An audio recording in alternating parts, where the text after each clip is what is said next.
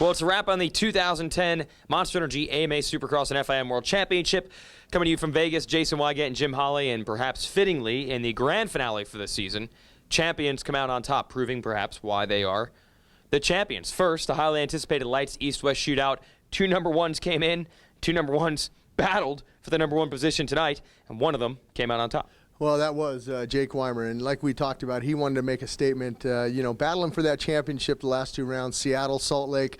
He wasn't himself, but he was himself tonight. He came away with that whole shot, collected $1,000 from Spike, and, held up to the pressure from Porcel. And then Porcel kind of broke. Dean Wilson got up in there and was battling, putting a little pressure on him, but he was able to pull away.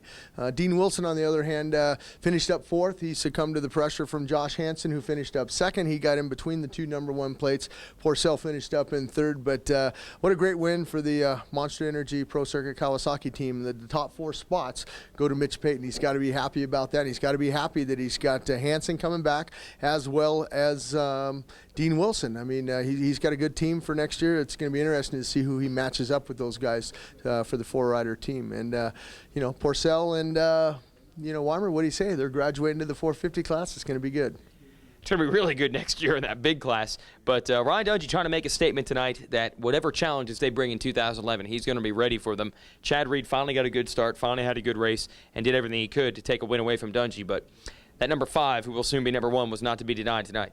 No, not at all. 6 wins on the season now for Ryan Dungey. And he seems to kind of do that. Like when Villapoto and him were battling for the championship, Villapoto would get on a roll, and then, Dungey would come back, and I'm referring to Dallas. That was a big win for him in Dallas. And then, it seemed like Kevin Windham was on a roll, winning those last two in Seattle and Salt Lake City. And he says, hey, I got to stop these guys, because the last thing I want these guys to know when they line up on that starting line next year in 2011, that I won the last race here in Las Vegas. And what do you say about Chad Reed? A lot of adversity. You heard him talk about the birth of his new son. He brings him and Ellie home, and an hour later his best friend Andrew McFarlane passes away. So I don't think Chad Reed's head was still on. The focus wasn't there. I know he really wanted to win this race for Andrew McFarlane. I talked to him off camera, and he really wanted to win this one. But he's back, the first podium of the year for Chad Reed, if you can believe it or not. But he had to deal with a lot of adversity tonight.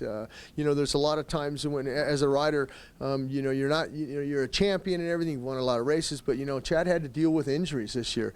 But it's glad to see him back. And unfortunately, Kevin Windham got that bad starting on a track like here. When it's a blue groove like this, you can't make those passes. And Kevin Windham gave up way too many spots. I think he was buried outside the top 8 when they come down Monster Alley. But and how about Kyle Cunningham, a fourth? Yeah. The Yamaha guys got to be happy over there. The Valley Motorsports. I know Ivan Tedesco's got to be happy. Throttle, all the guys over there. They're just ecstatic that he was able to pick up a fourth. A good ride for the best of his young rookie season. But Trey Kennard struggled, but he'll be back in that Supercross class next year.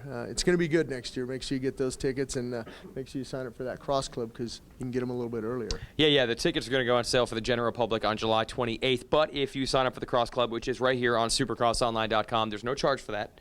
You sign up for the Cross Club, we'll let you get tickets a few weeks before that July 28th on sale date. So the big races, Anaheim 1 in Vegas, for example, that usually sell out, that won't be a problem. You'll get the tickets for everybody else. And with the competition we're expecting next year, you might want to do that.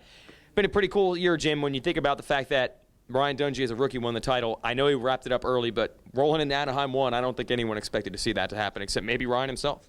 Well, Ryan and Roger DeCoster and Ian and Mike Gosler, his mechanic, he made a statement. I mean, even though he didn't win the race, but, a lot of people thought that Stewart might have been stalking him. As soon as Stewart got around him, Ryan Dungey came right back after him. And I think at that point there that he knew in his heart that, hey, I got a chance to win this thing, because Chad Reed wasn't up there on the podium, and, Villapoto wasn't up on the podium, but he took control of it. And, it's unfortunate that Villapoto had that crash breaking the tib fib in St. Louis, but he'll be back next year. Chad Reed will be back next year.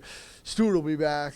Josh Grant will be back. I mean, there's a lot of guys, 3 new rookies moving up to that class. We're not so sure on where everybody is, what manufacturer they're going to be on yet, but stay tuned.